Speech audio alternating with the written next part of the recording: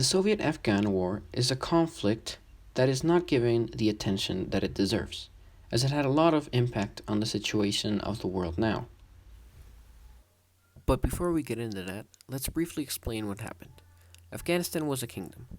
This kingdom had a king that started to make reforms. However, his cousin asked him to abdicate peacefully, and so he just did. Then, his cousin became the president and prime minister, but he had a biased opinion about the Pashtun, an ethnic group in Afghanistan, and so the people got angry at him and made him advocate not so peacefully to make the People's Democratic Party of Afghanistan a communist government. This made a conflict start for power because there was still oppression and there were still riots. It's time for the moment you've been waiting for!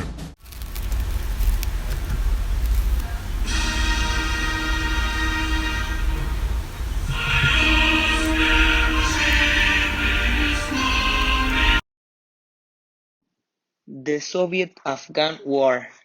This war started when the Soviet Union noticed Afghanistan was having discussions with the US and the People's Democratic Party of Afghanistan (PDPA) was falling apart.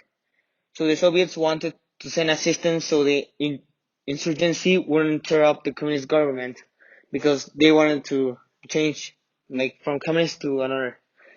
And they also feared the fact that the US would get to Afghanistan and revoke its communist ruling, and consequently revoke their authority in Asia, making communist expansion to not be as good as it would be if they had Afghanistan.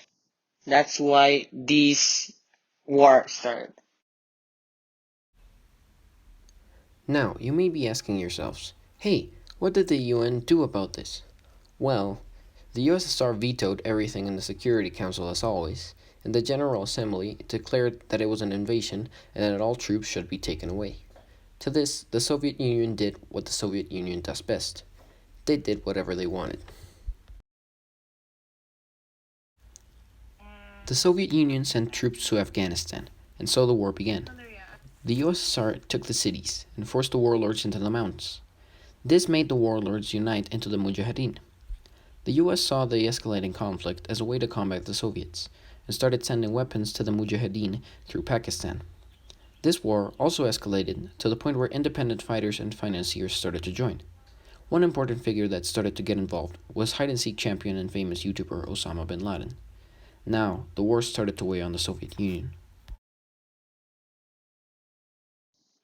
This war ended when Mikhail Sergeyevich Gorbachev, which was a Soviet politician, realized it was too expensive for the Soviet Union to have Soviet troops in Afghanistan.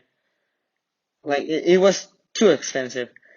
And that was hurting their economy very much because of their international situation within the Cold War that was happening between the Soviet Union and the US. That was making their economy to be very unstable and not reliable. So they decided to sign a peace treaty, end the war, and the Soviet troops would withdraw to Russia.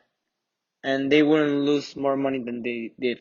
So they wouldn't be weak against an US attack that would tear them apart in the Cold War and making the US win.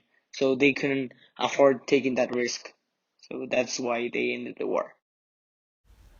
Now, why do I say that a 28-year-old war is crucial to politics today?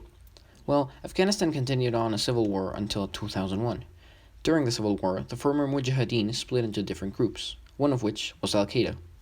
The inner conflict ended on September 9th, 2001, and just 2 days later, the world changed completely. It's ironic to see that the US supplied their future enemies with arms, only to then declare a war on terror and send troops to Afghanistan. It's one of the most crucial mistakes the US has ever made, and it still has consequences today.